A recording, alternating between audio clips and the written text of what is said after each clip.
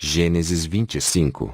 A morte de Sara é a queda da criação e consequente aparecimento do mal, pois morte é pecado e separação da carne e espírito, criatura e criador. O amor de Deus pela vida é o consolo e razão da existência do mal, pois o consolo é a vida, o bem eterno. Assim como Rebeca substituiu a morte de Sara, assim a igreja substitui os anjos caídos, a vida e a morte.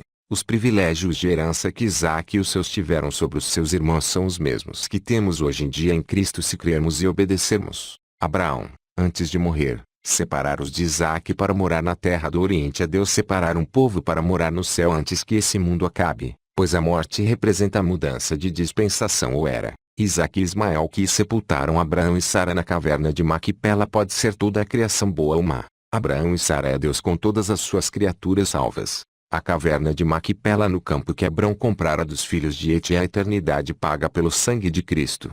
A vivência separada dos descendentes de Ismael dos outros descendentes de Abrão representa a separação espiritual dos homens espirituais dos naturais. O casamento de Isaque no seu 40º ano é a vinda de Cristo ao mundo no 4º milênio depois de Adão. Os arameus que moravam na Mesopotâmia representam os seres espirituais que são e os que vão se tornar eternos amores com a vida de Deus. A oração de Isaque em prol da gravidez de Rebeca é a oração de Cristo em prol da conversão do mundo em João 17. É também as profecias das Escrituras no Antigo Testamento sobre a vinda de Cristo para realizar o novo pacto, como se Cristo fosse o espermatozoide e o mundo óvulo, a barriga de Rebeca com os gêmeos que lutavam entre si ao mundo com a guerra espiritual entre os materiais e os espirituais que surgiu depois da ressurreição de Cristo.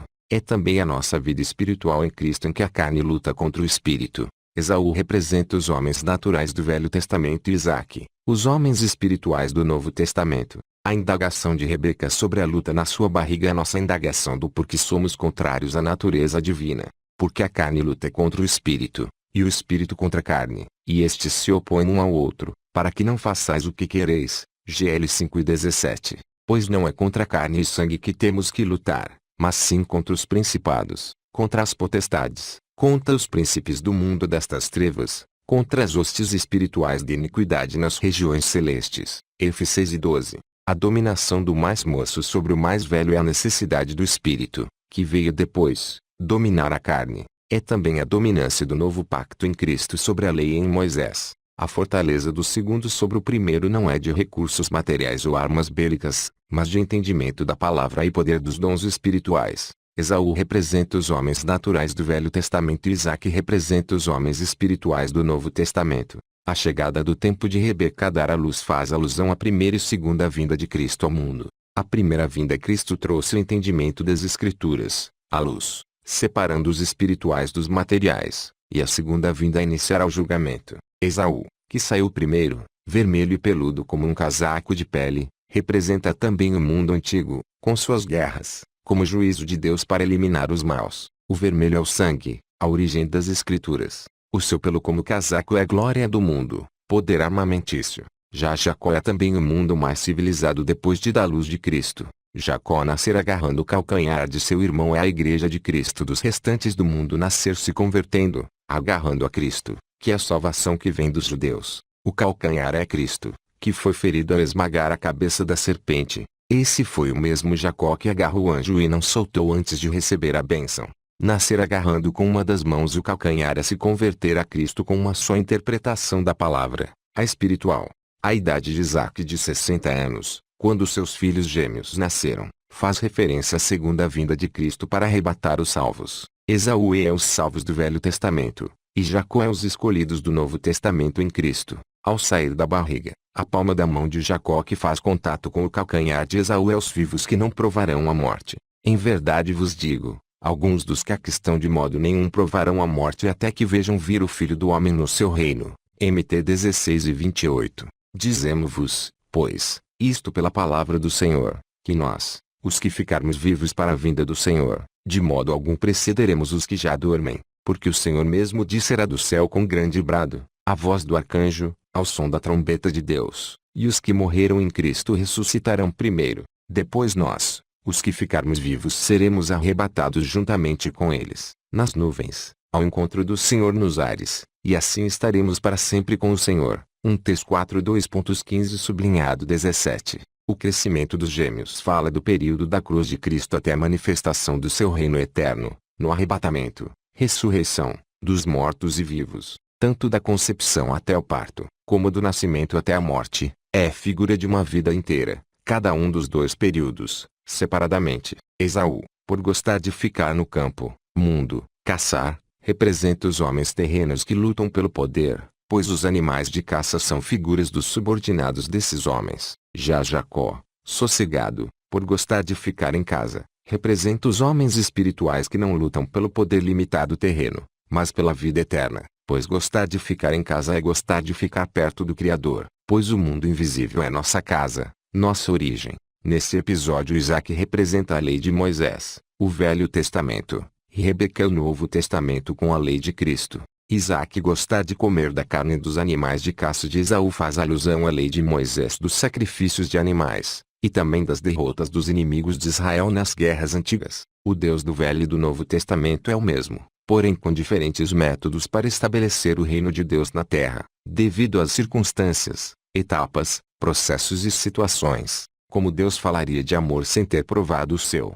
Falava, porém, de justiça. Mas Deus dá prova do seu amor para conosco, em que, quando éramos ainda pecadores, Cristo morreu por nós. RM 5:8. Ouvistes que foi dito: amarás ao teu próximo, e odiarás ao teu inimigo. Eu, porém, vos digo: amai aos vossos inimigos, e orai pelos que vos perseguem. MT 5:43-44. Velho Testamento. Assim todos os povos da terra verão que és chamado pelo nome do Senhor, e terão temor de ti. E o Senhor te fará prosperar grandemente no fruto do teu ventre, no fruto dos teus animais e no fruto do teu solo, na terra que o Senhor, com juramento, prometeu a teus pais te dar. DT 28:10-11. Novo Testamento em Cristo. Nisto conhecerão todos que sois meus discípulos, se tiverdes amor uns aos outros. Ju 13:35. O cozimento do ensopado de Jacó é a obra de Deus. A cor vermelha do ensopado faz referência ao sangue derramado da morte dos profetas. Também a palavra de Deus que espiritualmente é o sangue. A panela do ensopado é o mundo. O fogo faz referência ao Espírito Santo, ao poder dos dons espirituais de converter os homens, e também às provações e aflições do mundo que molda o caráter do homem espiritual. Edom significa vermelho, refere-se aos sanguinários terrenos. O cansaço e a fome de Esaú por causa da sua atividade no campo é o pecado e a ganância humana da glória da superioridade sobre os outros. A permissão de Jacó para que Esaú comesse do seu guisado é a entrega de Cristo do seu corpo para ser crucificado pelos religiosos israelitas. O juramento da venda do seu direito de filho mais velho por Esaú é a rejeição declarada dos israelitas das doutrinas de Cristo. Crucifica-o. O saciamento da fome de Esaú é o momentâneo livramento de Israel de represália romana, garantindo seus cargos profissionais, e consequente salvação do mundo, pela palavra espiritual surgida, até ao fim dos séculos. Pois Esaú é Israel ou o mundo. Contudo, muitos dentre as próprias autoridades creram nele, mas por causa dos fariseus não o confessavam, para não serem expulsos da sinagoga. Porque amaram mais a glória dos homens do que a glória de Deus. Ju 12:42-43. Então o sumo sacerdote rasgou as suas vestes, dizendo: blasfemou, para que precisamos ainda de testemunhas? Eis que agora acabais de ouvir a sua blasfêmia.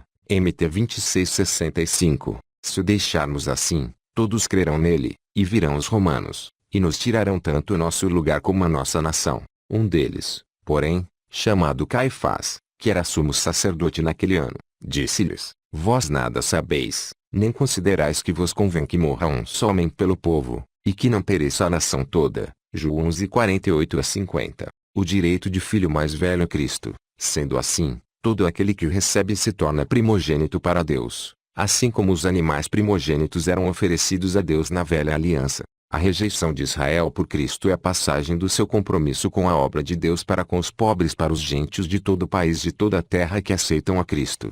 A passagem dos seus direitos de primogenitura feita por ele próprio ao seu irmão gêmeo Jacó é a passagem do país de Israel dos seus direitos de povo de Deus para os gentios de toda a terra que aceitaram a sua doutrina de cruz. Pois Israel não aceita a pobreza material, a humilhação da cruz, em face da verdade, da justiça para todos. Qual dos dois fez a vontade do Pai? Dizem-lhe eles: o primeiro. Diz-lhe Jesus: em verdade vos digo, que os cobradores de impostos e as prostitutas vão adiante de vós ao reino de Deus. Porque veio a vós João, por via de justiça, e não lhe crestes, mas os publicanos, e as prostitutas lhe creram. Porém vós, vendo isto, nem depois vos arrependestes, para nele crer. MT 21 e 31 a 32. O pão e o ensopado que Jacó deu a Esaú é o corpo e o sangue de Cristo que ele, Cristo, deu para a salvação do mundo. Assim como Esaú comeu e bebeu, levantou-se e foi embora. Assim Israel se beneficiou da morte de Cristo,